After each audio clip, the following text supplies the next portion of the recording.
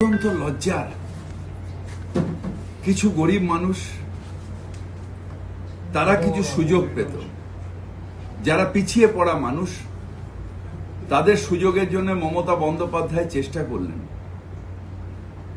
আর তাদের সুযোগটা যেহেতু নষ্ট হয়ে গেল তার জন্য কেউ লাড্ডু খাওয়ালো। এটার থেকে বড় অমানবিক কাজ আর কিছু হতে পারে না। কেন মহামান্য আদালত এটাকে আটকে দিয়ে এতগুলো গরিব মানুষের মুখ থেকে ভাত কেড়ে নিল, সুযোগ কেড়ে নিল, সেটা আমি বুঝতে পারছি না।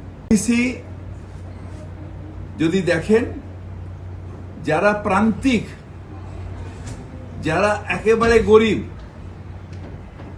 যারা দিন আয় দিন খায়, অর্থাৎ ইকোনমিক ব্যাকওয়ার্ড ক্লাস হচ্ছে ওবিসি।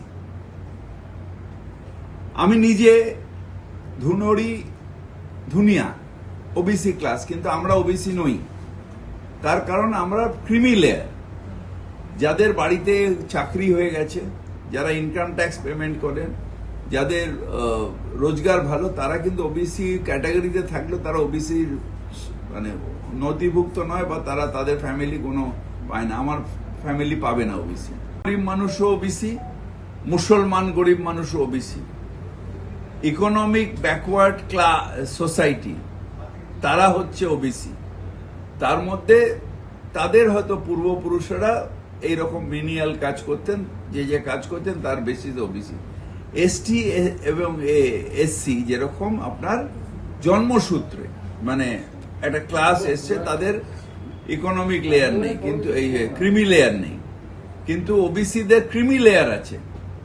অর্থাৎ আপনি গরিব হলে তবেই আপনি ওবিসির সুযোগ সুবিধা পাবেন। তো হিন্দু ক্লাসও তো ওবিসিতে রয়েছেন, হিন্দু ক্লাসও ওবিসিতে রয়েছে, মুসলিমের কিছু ব্যাকওয়ার্ড ক্লাসও ওবিসিতে রয়েছে। এবং সব থেকে বড় কথা, গরিব মানুষ, আমি বারবার করে বলছি, যারা ক্রিমি লেয়ার ওবিসি মানে ওবিসি অন্তর্ভুক্ত হলেও তারা ওবিসি নয়, তারা ওবিসির সুযোগ সুবিধা পাবে না।